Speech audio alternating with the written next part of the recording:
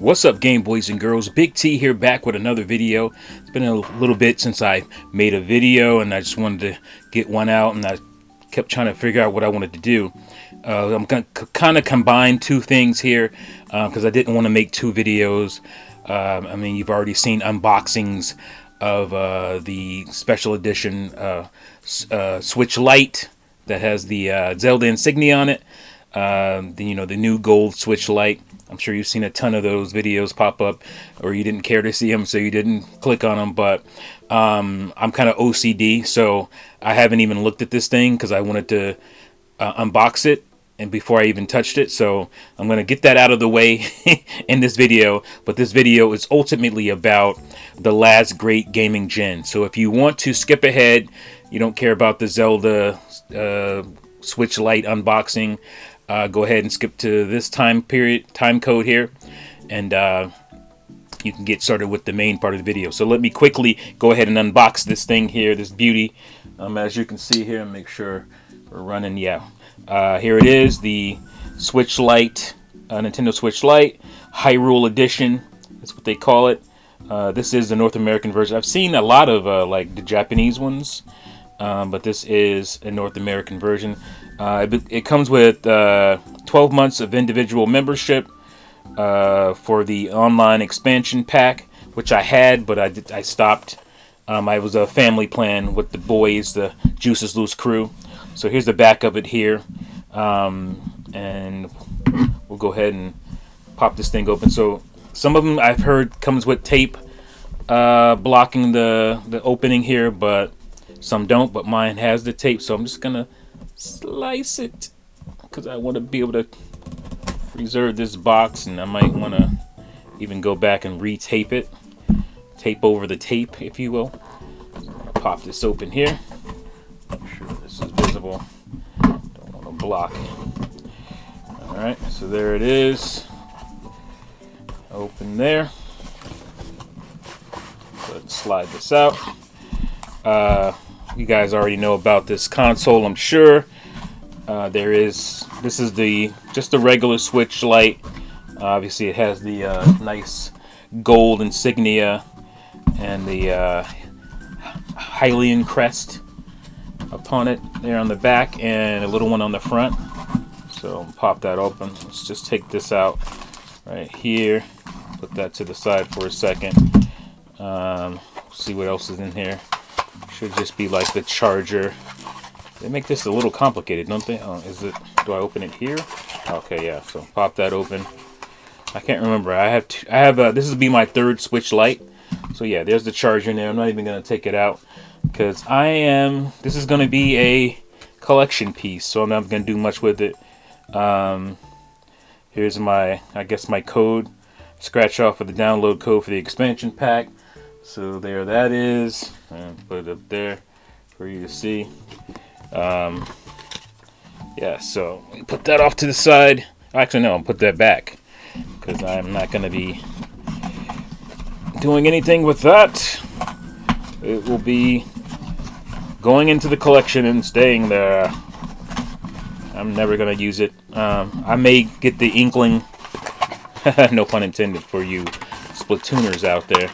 I may get the inkling at some point to, what do you call it?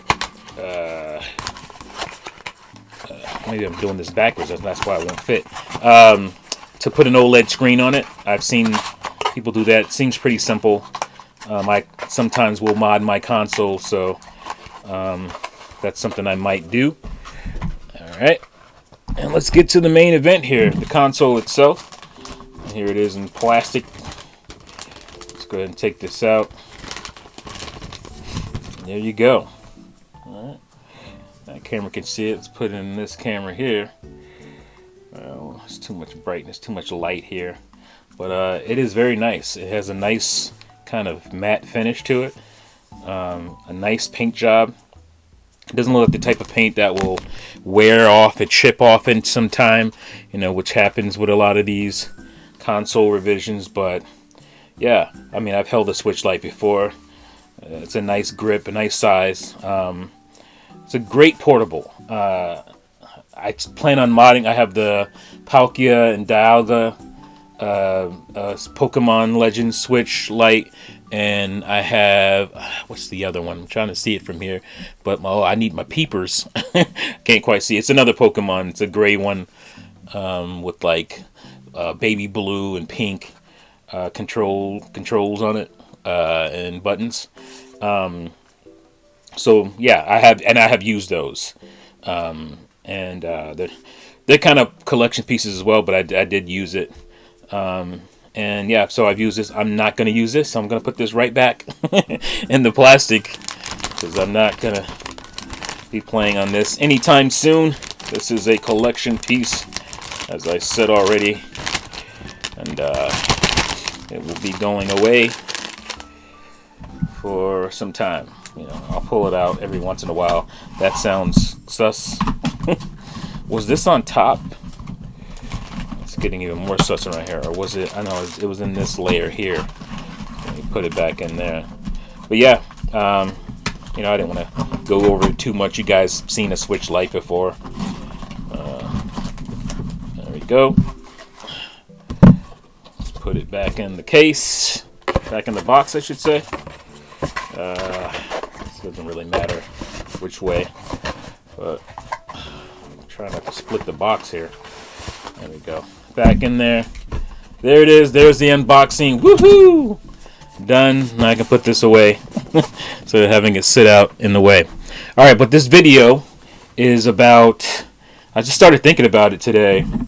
And just thinking about the gaming industry as a whole and where we are currently. Let me turn this camera off. No need to run that one anymore. Yeah, just thinking about the gaming industry, where we are, and where we were, and where we are right now. I know a lot of people, a lot of gamers thinking the industry is kind of falling apart, falling off, if you will. And you know, there's a lot of anxiety, there's a lot of disappointment with the current gen consoles. The Xbox Series X and the PlayStation 5.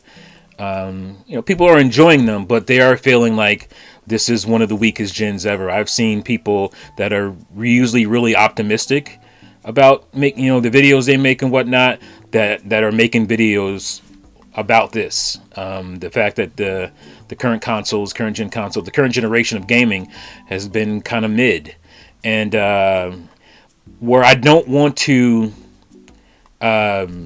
not qualify the things that are great about this generation. I think the indie scene is just fantastic at this point.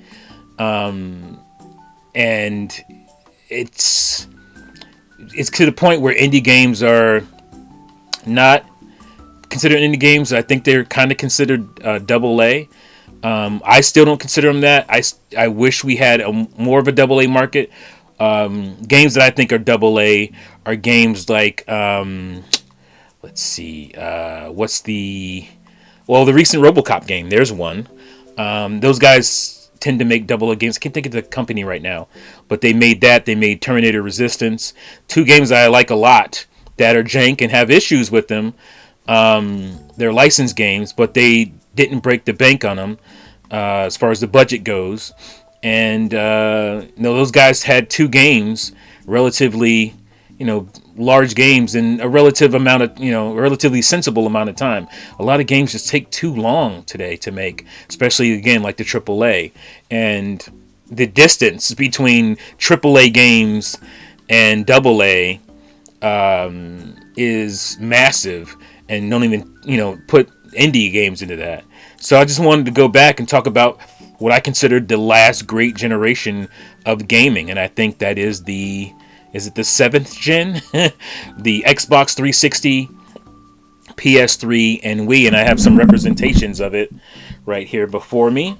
Let's just start with arguably my favorite handheld of all time, the PlayStation Portable. This thing was my homeboy during my college years.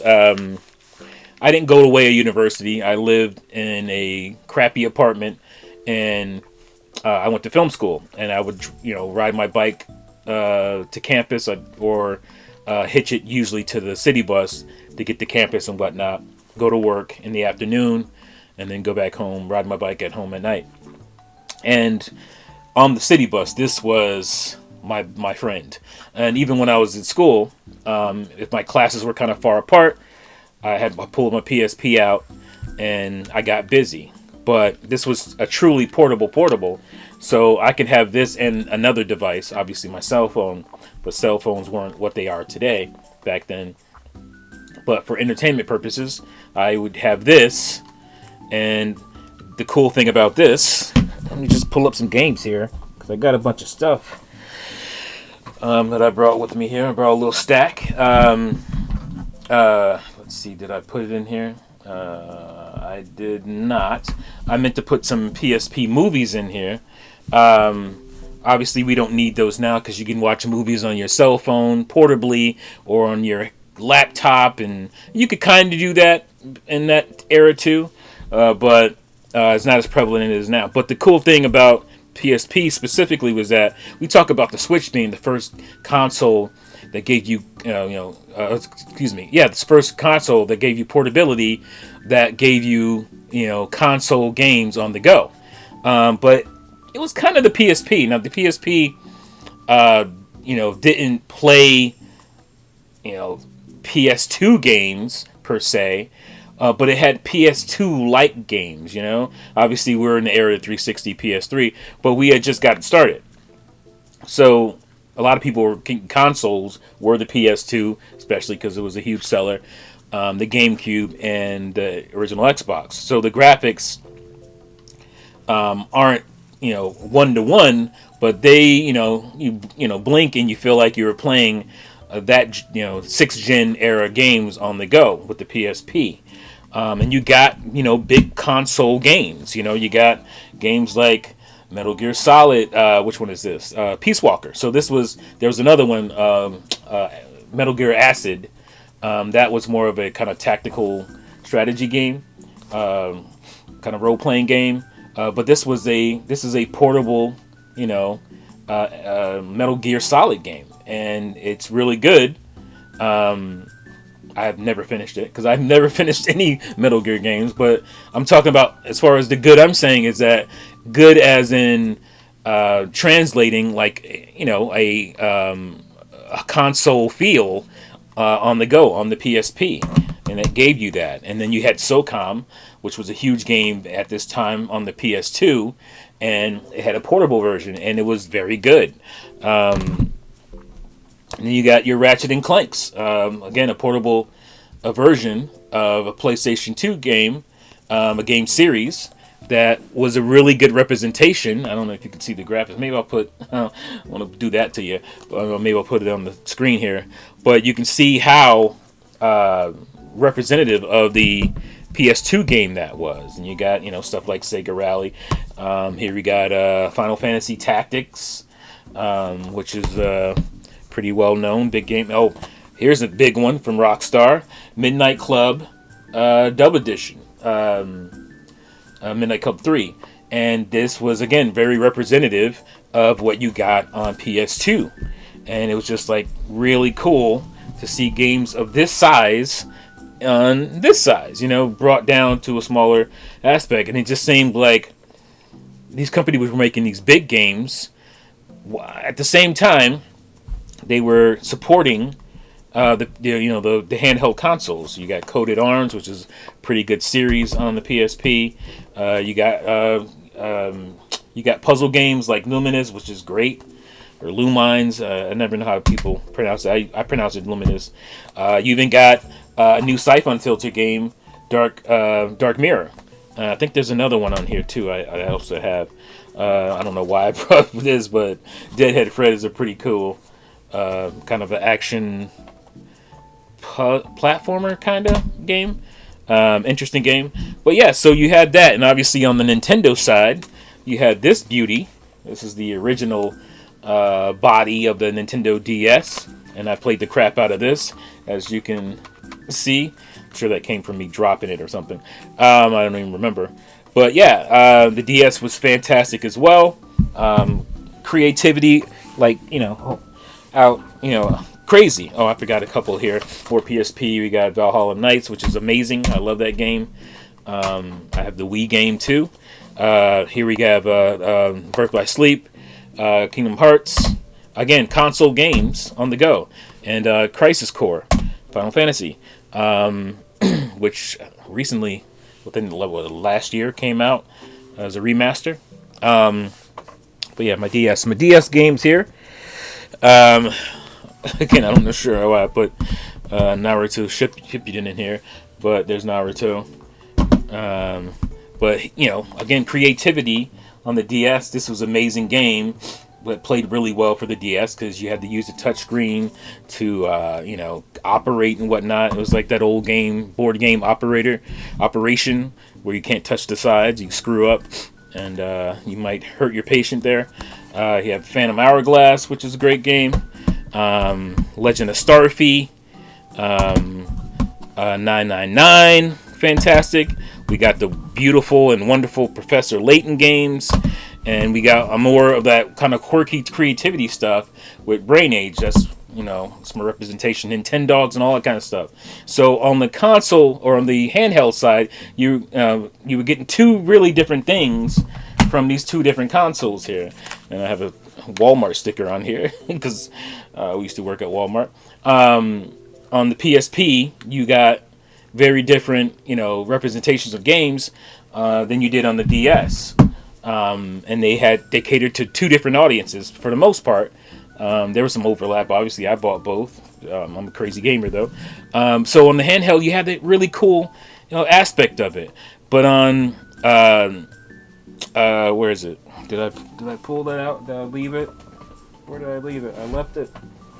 Let's see. Oh, there it is. I can't even reach it. But then on the console side, you got, I didn't pull out any games over here to represent it, but you guys know what's up. You got the Wii, and the Wii was, again, the revolution, an amazing console, a phenomenon for its time, and you had all the crazy games that came out for it. It also got some games that came out on the other systems, the 360, Xbox 360, and the PS3.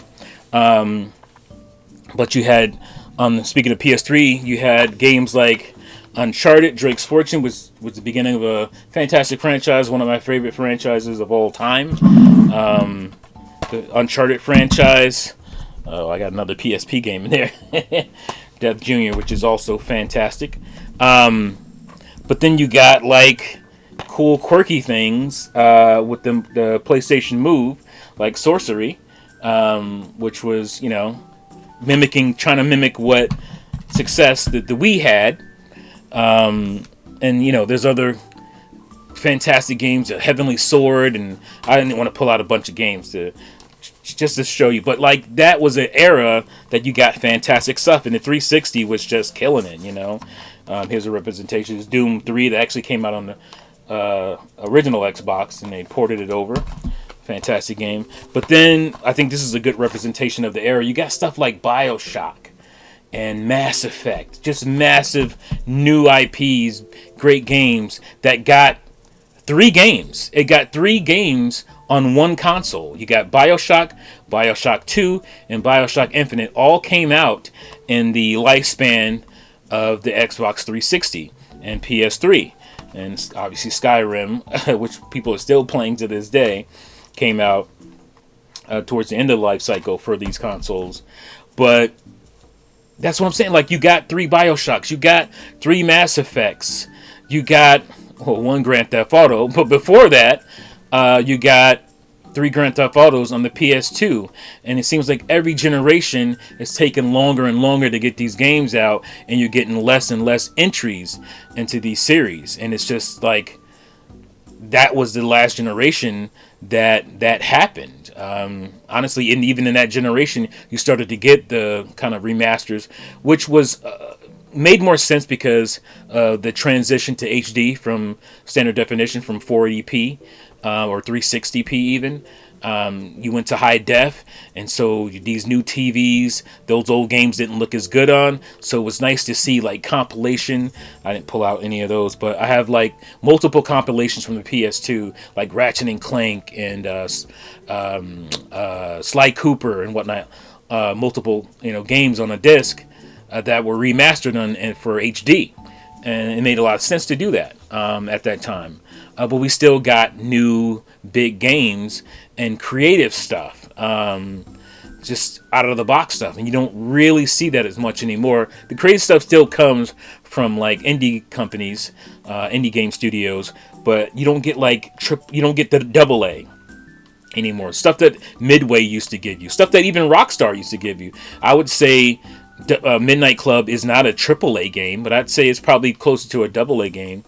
So they would do stuff like that. Like, heck, even like Bully, I wouldn't consider their triple A stuff. Their triple A stuff is on a different aspect, but we don't really see that anymore. Now Nintendo, is in a different kind of bubble. They don't do handheld and then a console anymore. Their handheld is kind of their console at this point with the Switch, and the Switch 2 is most likely going to be the same thing.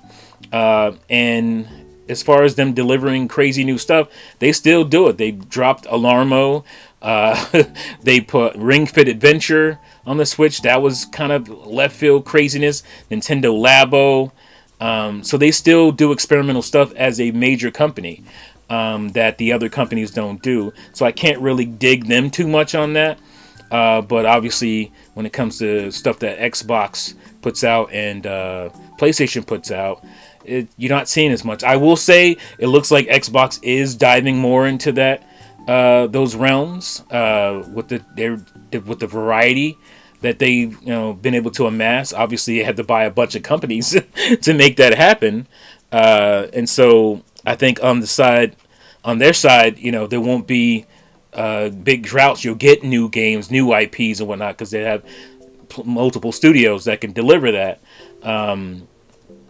But I mean, on the PlayStation side, especially, you're getting a lot of remasters from PS4. Like the PlayStation 5 already makes those games better, run better, look better, but you're still getting remasters. Like Until Dawn, nobody wanted that, and the market showed them that nobody wanted that. It's kind of crazy, but yeah, I mean, like, it's sad to see this. Like, I think this handhelds specifically are still, a big thing, is still going because of stuff like my Legion Go back here. I don't know if you can see it. Is it in my yeah, it's in the shot. Legion Go back here. My Steam Deck is somewhere. Oh, it's over there. And so handheld is going strong. It's still, obviously, it's different because you're not getting physical media with those devices. But it looks like Microsoft's about to step into handheld, which is great because making your games portable is a good thing because, you're not limited to when you get home to play. You can play on the go, which, again, was a huge part of my love for this thing, this PSP, and also this thing, the DS. It was a huge part of my love for these two consoles. I go back and forth on which is my favorite. I think it's the PSP still. I think I did it. It was just a multimedia device. I could play music. I could play video games. I could play movies all on. And that was a new thing. That was a big thing for a portable device to do that. And to have Wi-Fi, built in was like mind-blowing. Obviously, the DS also had Wi-Fi. And I had a lot of fun playing Mario Kart DS online, with my friends and whatnot. That was really cool, especially at work. We go on lunch break and we just play Mario Kart the entire lunch break, and it was fantastic. A lot of fun. And as far as the big companies go, you're just not seeing the output and the variety that you used to see. Again, AAA is just too expensive, and it's just bogging down the industry. But, you still have indie doing a thing. I just wish there was more AA stuff out there. Like, I can't even think of, AA game. What's the mech game? Is it Mech Warrior? No, not Mech Warrior. There's a mech series that came out recently. Another game came out. I think it was last year it came out. I guess I would consider that AA. Maybe the Warhammer stuff, but that's closer to AAA. I'm not really sure. But yeah, you just don't see it as much, and it's kind of depressing. what's going to happen in the future. I hope it gets better. I hope there's a, restructuring. It happened with movies in the 90s where you had this big boom of indie companies and you had this whole new market grew out of that made like lower budget movies, stuff that you get out of like Blumhouse, which is, high concept, low budget. And that's what gaming has to get to. You have to get to high concept, low budget. So don't worry about the oogly, top of the line, crazy visual graphics, because, I have a lot of fun with games that are just fun or smart. A game that comes to mind, and obviously, not obviously, but funny. It was made by pre-Rockstar. It was made by DMA Design. And it's called Space Station Silicon Valley. The graphics on it are not that good, but it's one of the most memorable games I played on the N64 because it was really clever and really cool gameplay and it was smart. And I think we need to do more of that and stop chasing just the big major $1 million, big money, and go for the smaller money and cultivate that middle ground again, cultivate that AA again. And have your indie games thriving, and you can have your AA thriving, and every once in a while you throw out some crazy oogly graphic, intense, like, major super stupid budget game, and hopefully it sells well enough that you can continue to do that. But I get way more excited about like indie games and just kind of that middle tier AA game that comes out every once in a while, like a RoboCop Rogue Agent. Is that what it's called, Rogue Agent? I think it's called that. But stuff like that is what really gets me excited. Heck, even that Smurf game got me excited. There's a new Smurf game, and I played and beat the one of them. I can't remember which one it's called. What's the subtitle on it? But it's a really cool platform. Give me some more platformers. What's the platformer made by the Sega fan guy that came out recently? I can't even think of the name of that. It's too late. It's actually late now when I'm recording this, but that's the stuff that gets me excited in games now. And we have to get back to that. The industry has to get back to making that midway type of game, the stuff that Midway used to put out, the stuff that Acclaim used to put out, not the crazy budget stuff, but right in the middle of if the game doesn't do well, you're not bankrupting your entire company. Maybe it's just like, oh, we did okay, and maybe the sequel can be a little bit better. Maybe put a little more resources into that. So yeah, let me know what you guys think in the comments below. Am I just being a dinosaur whining about gaming? I do think there are some still good things that come out in gaming, obviously. But, I think it needs balance. Everything needs balance, and I hope that the industry gets back to that. So that's my video. Let me know what you guys think in the comments below. Thank you again for watching and listening, and I'll see you fools next time. Peace out.